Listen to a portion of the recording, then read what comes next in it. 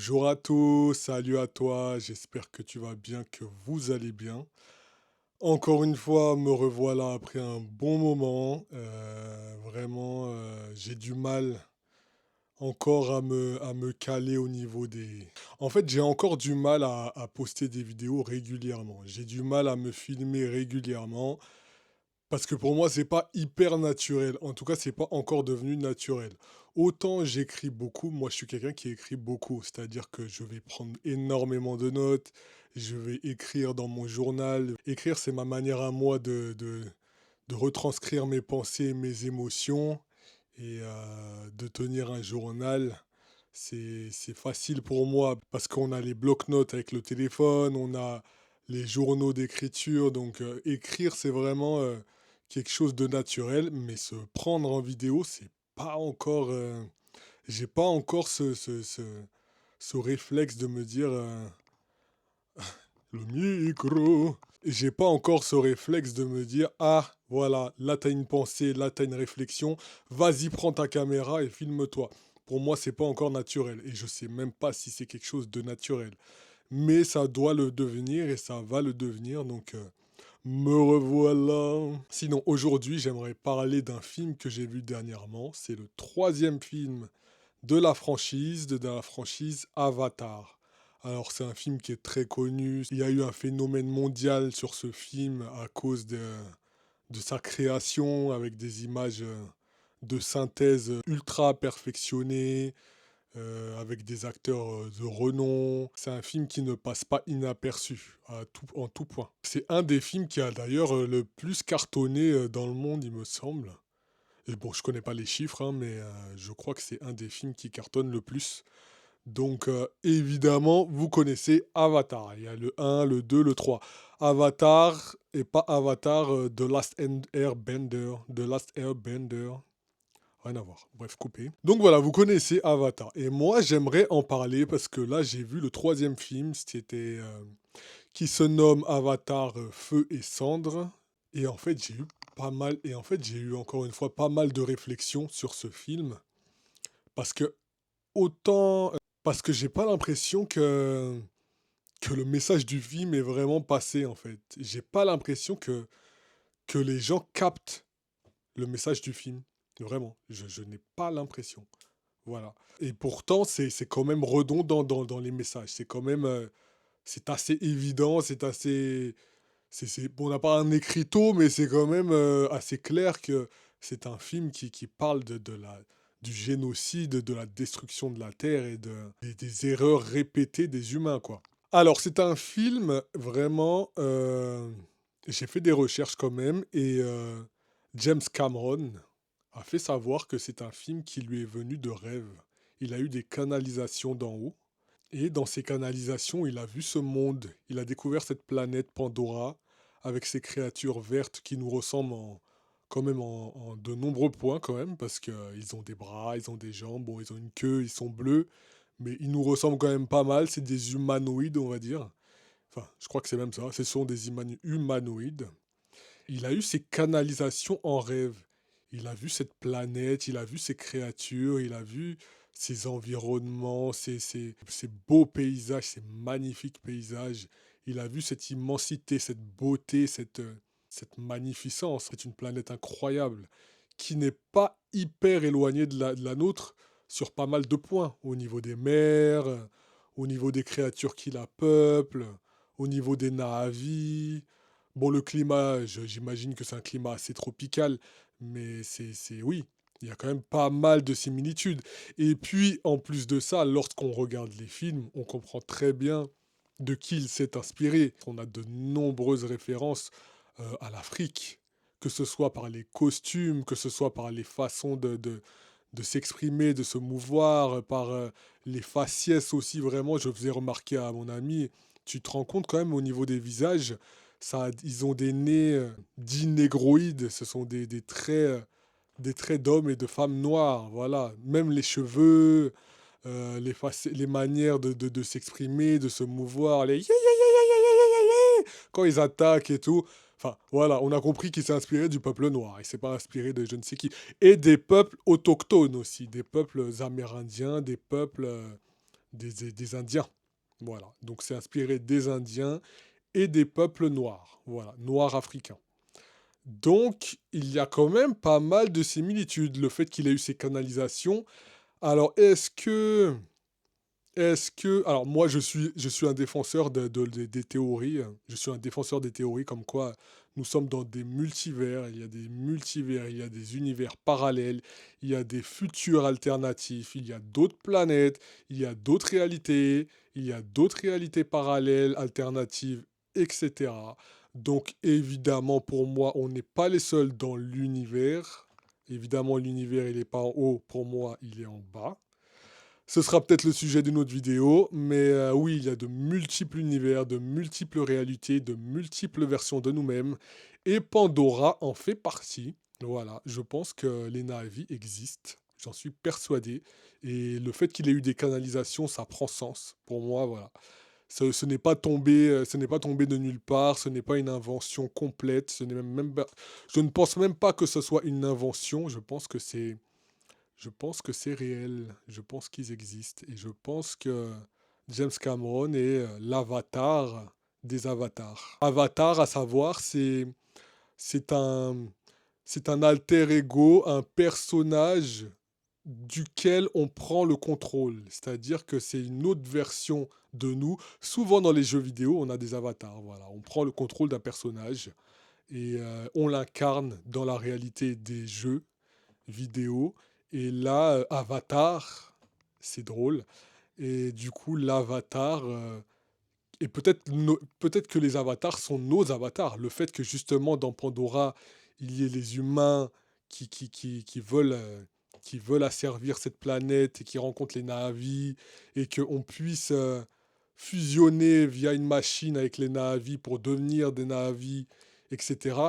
Tout est codé, il y a énormément de leçons, énormément d'images, énormément de messages en fait. Donc c'est super, c'est vraiment intéressant. Et puis je note aussi que de leur grande taille, il y avait un temps où, et je pense que ça existe encore, le plus grand homme du monde, il fait 2,10 m, il me semble. Je sais pas si c'est un Asiatique ou si c'est un Russe ou je sais plus. Mais il est immense, voilà. Et les navis sont immenses et donc c'est pas nouveau en fait, des personnes géantes. Il y a même des géants dans l'ancien temps, dans les très très très très anciens temps, voilà. Au temps des mythologies etc. où on nous fait croire que ça n'a jamais existé. Oui, oui, ça a existé. Les géants, les créatures mythologiques, les climats incroyables, les créatures mythiques, les dieux. Voilà, tout ça, ce n'est pas tombé de nulle part, ça n'est pas sorti de nulle part, ça a existé et je pense que peut-être si on a de la chance et peut-être si on arrête de tout détruire, nous pouvons revenir à notre nature divine. Parce que pour moi, la divinité, elle est en nous, elle n'est pas extérieure à nous. Voilà. Mais ça, c'est un autre sujet encore. Et donc, pour en revenir à Pandora, oui, voilà. Donc, oui, il y a les Maasai. Il me semble qu'il y avait des tribus, dont les Maasai, où les hommes et femmes étaient extrêmement grands et faisaient plus de 2 mètres. Et les Na'vi étant super grands. Voilà, il y a des corrélations, il y a des petits clins d'œil et des petits. Souviens-toi, souviens-toi. C'est pas si ancien que ça, souviens-toi. Alors oui, ils sont bleus. Il me semble que souvent, on parle des noirs à la peau ébène, des noirs à la peau très foncée. On les appelle les hommes bleus. Parce que la réflexion du soleil, de la lune se reflète sur leur corps, sur leur visage, et donne un effet bleuté. Donc les Na'vi sont-ils des noirs? Les Na'vi sont-ils les peuples africains? Sont-ils les descendants? Sont-ils l'évolution? Qui sait? Sangoku avait une queue aussi. Tout ça pour dire qu'il y a énormément de similitudes, énormément de corrélations. Et ce film, il est là avant tout pour nous remettre les pendules à l'heure. Et malheureusement, je n'ai pas l'impression que les gens captent les messages de ce film. Je suis allé au cinéma dernièrement. Dernièrement, je suis allé au cinéma pour le voir, le numéro 3. Et Avec mon ami, on est monté tout en haut, c'est-à-dire que la salle était vide parce que ça fait un moment que le film est en salle et du coup, il n'y avait pas grand monde. Donc on s'est mis vraiment tout en haut, tout en haut. Alors oui, petite note aussi, parce que ça, c'est un truc qui m'exaspère au plus haut point. On s'est quand même mis tout en haut, mais vraiment, on s'est pas mis complètement en haut, mais on s'est mis vraiment à une grande hauteur pour avoir une bonne vision du film, évidemment, mais aussi pour avoir un côté où on est tranquille, quoi. On n'est pas envahi. Parce que ce que je déteste aussi quand il y a des films de grand public, c'est que si tu vas dans les premières semaines, ouais, c'est blindé, quoi. Tu as les places qui restent, et du coup, on est serré. Il y a le bruit des pop-corn, il y a des gens qui parlent, il y a les enfants, il y a les machins. Enfin, c'est insupportable, quoi. Toi, tu es là pour regarder un film et il y a tout. Donc là, étant venu en troisième, quatrième semaine, on était content parce qu'on s'est dit, ah, on va être tranquille, on va être posé, voilà, on va pouvoir regarder le film tranquille, quoi, voilà. On va pouvoir apprécier ce chef-d'œuvre. Et en plus, j'adore Avatar, donc vraiment, moi, je suis quelqu'un, quand je suis dans un film, je suis vraiment dedans. C'est-à-dire qu'il n'y a pas je suis dedans, quoi. Je suis même avec les personnages, je pleure, je ris, je souffre, je transpire. Enfin, laissez tomber. Et je ne suis pas allé aux toilettes de toutes les 3h30, hein. Je ne suis pas allé aux toilettes, pour vous dire à quel point je suis un fanatique. On va limite tout en haut, mais allez, on va dire allez, ouais, 2 rangées de la hauteur. Et ben, il y a quand même des pèlerins qui sont venus se placer devant nous, alors que la salle est vide. Et ça, c'est un truc qui m'insupporte au plus haut point. Vraiment, je déteste ça. Pourquoi vous venez vous coller aux gens? Et ça, c'est pas que dans les cinémas, c'est dans le métro. Par exemple, t'as 40 000 sièges, t'as la connasse, ça va venir se mettre à côté de toi, quoi.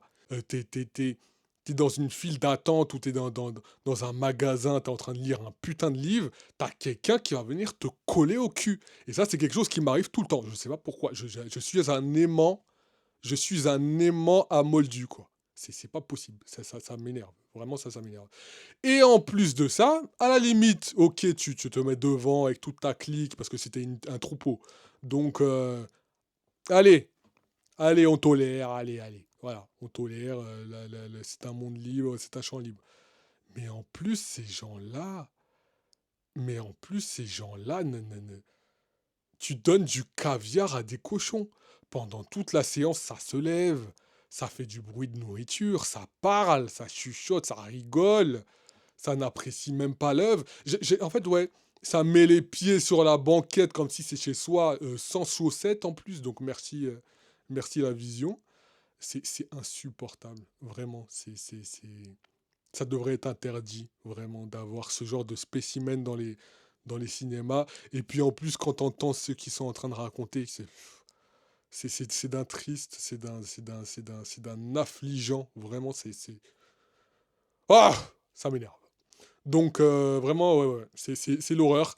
Et vraiment, je me pose la question, parce que je suis quelqu'un de très observateur. Je me tais beaucoup et j'observe les humains. Et j'ai pas l'impression que les messages de ces films, j'ai pas l'impression que les messages de ces films, ô combien euh, explicites et ô combien graves et importants et impactants, sont compris de la majorité des personnes. Je pense que la majorité des personnes regardent ça comme s'ils regardent Fast and Furious 4, quoi. Comme si c'est un espèce de spectacle de neuneuterie, quoi. Voilà, distrais-moi, allez, distrais-moi. Ah, bah, il y a de l'action. Oh oui, ah, c'est génial, voilà. Ah oui, ça se casse partout, ça tombe, il y a des morts, ah ouais, on mange les pop-corn, on est là. Mais est-ce que le message est compris?